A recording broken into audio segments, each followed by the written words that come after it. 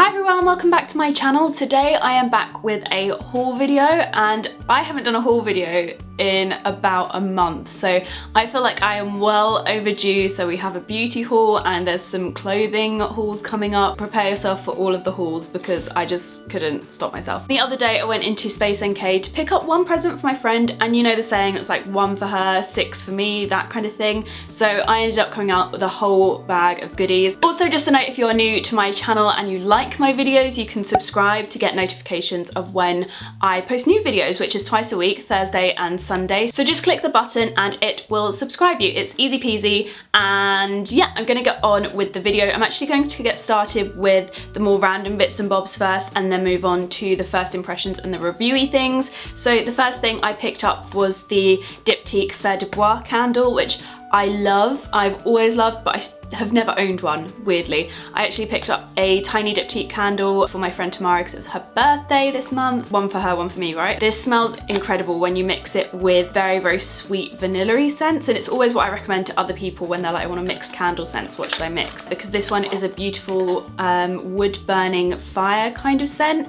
It is so, so beautiful. Oh my God.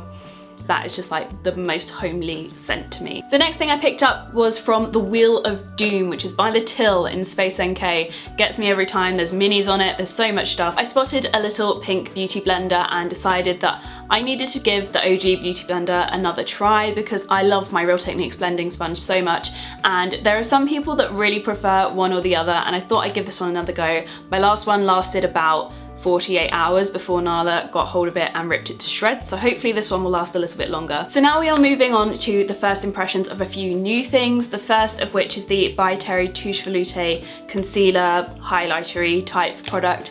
This has been talked about so much in the beauty world for years and years. I'd always wanted to try this concealer. It just seems so up my street. It's highlighting, concealing, very brightening, and I finally decided that it was just time to pick it up, and I'd let you know my thoughts on it and whether it was worth the hype. And I picked up the shade 1, which is Porcelain, that's the shade, and it is a tiny bit too light for me, but I feel like shade 2, there's only 4 shades in the range, and I feel like shade 2 would just have been a bit too not brightening and not highlighting, because it would have just matched my skin a bit too perfectly, which if that's your thing, great, but for me, I just wish there were a few more shades. So I'm going to pop in my first impressions of this from yesterday and now, and then I'm going to tell you about my experience of how it wore throughout the day and my final opinion of it once you've watched that. So pumping this, oh, it comes out quite quickly, which is good. I hate it when you have to stand pumping something for ages. So I'm applying that under my eyes. I've got a bit of hair in my concealer already, that's great. The skin around my nose is so dark at the moment, so I'm piling this on. And then some on my forehead as well, and my chin. Basically everywhere. And then I'm just gonna blend that with my beauty blender. For anyone wondering, I went for shade 1 in this concealer, and I feel like it's a good match. But again, if you're super pale and you're looking for something that's quite highlighty, then I feel like this brand doesn't necessarily have the ideal shade range. It's looking pretty flawless over here, so I'm quite happy with this concealer. I feel like it's super brightening, which I'm so happy with because I needed a new highlighter concealer anyway, so super happy with that. So on first impressions, I really liked this. I thought it was very brightening and it wasn't too drying, and it looked really great. It looked like it was just bouncing the light perfectly and was just super highlighting, and it had a good coverage as well. I stand by the good coverage, and it is very brightening, but it's not actually very hydrating at all. I do find that I can see lines under my eyes that I never knew existed ever before, so I don't think it's overly hydrating. I feel like this would be really good for girls that have oily skin because I am quite dry and dehydrated. Next we move on to my funny little splurgy product. I was kind of giggling to myself as I bought this because I just think that they are so ridiculously funny looking. I am obsessed with these Artis brushes. I see them all the time on Instagram, and I've just been after one for so long because they just look so cool, and all of the really cool makeup girls on Instagram use them all the time and their makeup just looks flawless. So I decided to take the plunge and pick one up. They are very expensive. They're this one was £45. It's the number 7, which is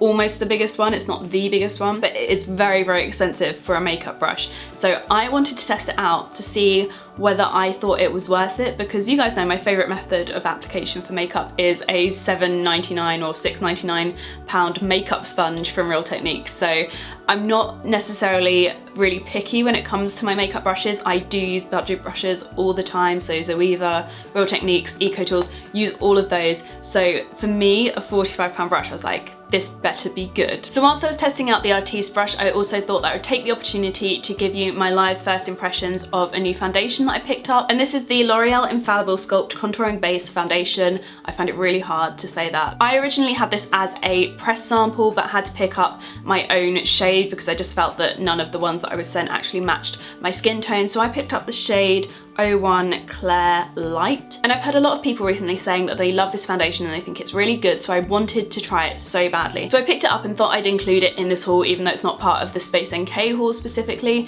But I know because I'm trying a new foundation brush that it could be the brush if it looks amazing, or it could be the foundation. So what I decided to do was apply the Sculpt foundation to half of my face using a Real Techniques beauty blender, because I know that that is my go-to application for foundation, and then the other half using the Artis brush. That was kind of long-winded, but you get the gist, so enjoy the first impressions of the weird looking toothbrush brush.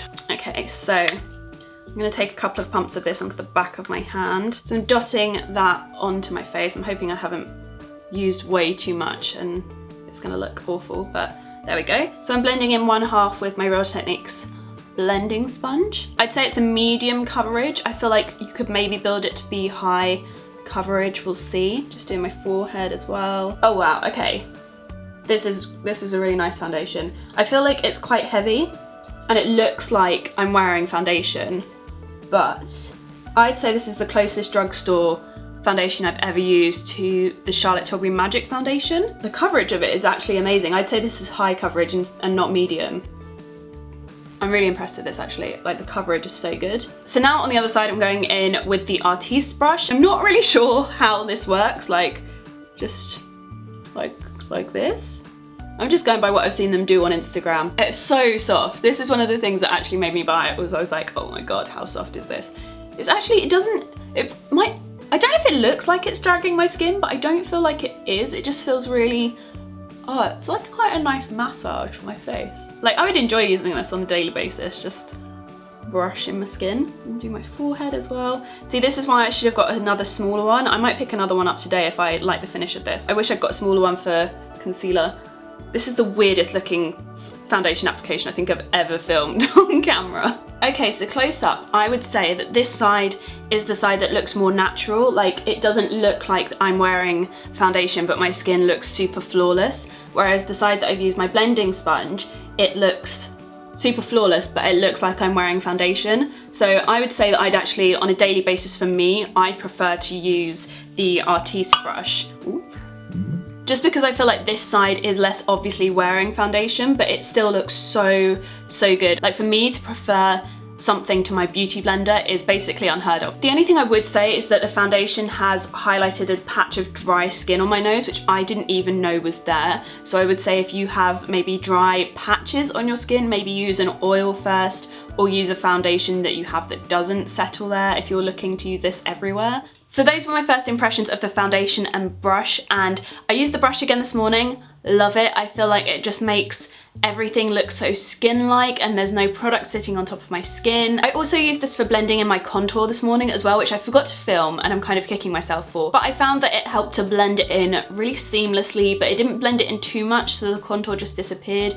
It's kind of a gradual blending and I just really liked it. So I'm definitely going to carry on using it, and I may even pick up some more brushes because I genuinely think that this is very good, and for me to want to spend that much money on a brush is a big deal because I'm not really that kind of girl. But with the foundation, I actually found that this was very drying on my skin once it had set, and it continued to get drier throughout the day. So the dry skin on my nose got worse. I had wrinkles on my forehead that I had never ever seen before, and it just generally didn't look overly fantastic by the end of the day. I found that on my cheeks it looked great, but actually everywhere else on my face, it didn't look great at all. So if you have oily skin, I feel like this would be a great foundation to use, and it will look so flawless, and it might be better for you than the Charlotte Tilbury Magic foundation because it's slightly less luminous. But if you have dry or dehydrated skin, I would say this is not the one. So those are my thoughts and first impressions on these products. Please do let me know if you have any products that you would like me to review or do first impressions of, because I really enjoy doing videos like this. So let me know if you have any requests for that, whether it's drugstore or high-end, in the comments below. I would love to try some new things out and do some first impressions for you guys. But that is it from me today. I hope you're all having a lovely day, evening, or weekend, whatever you're doing, and I'll see you guys in my next video. Bye.